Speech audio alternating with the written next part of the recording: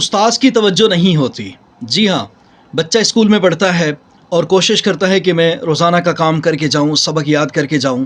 وہ کوچنگ میں جاتا ہے، ٹیوشن میں، اکیڈمی میں جاتا ہے، دل لگا کر پڑھتا ہے کہ اگلے دن میں اپنے استاذ کو، اپنے ٹیچر کو، اپنی فیمیل ٹیچر کو سبق سناؤں گا۔ لیکن ہوتا کیا ہے، استاذ صاحب توجہ نہیں کرتے۔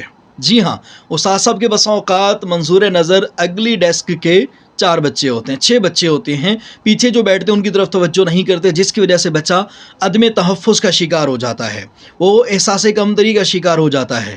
استاذ کو چاہیے ہر بچے پہ یکساں توجہ دے تاکہ ہر بچہ وہ اپنا سبق سنا سکے، اپنا ہوم ورک چیک کرا سکے، اور سبق کے دوران ہونے والی اغلاط سے یا جو سوالات پیدا ہوتے ہیں ان کے سلسلے میں وہ رہنمائی لے سکے۔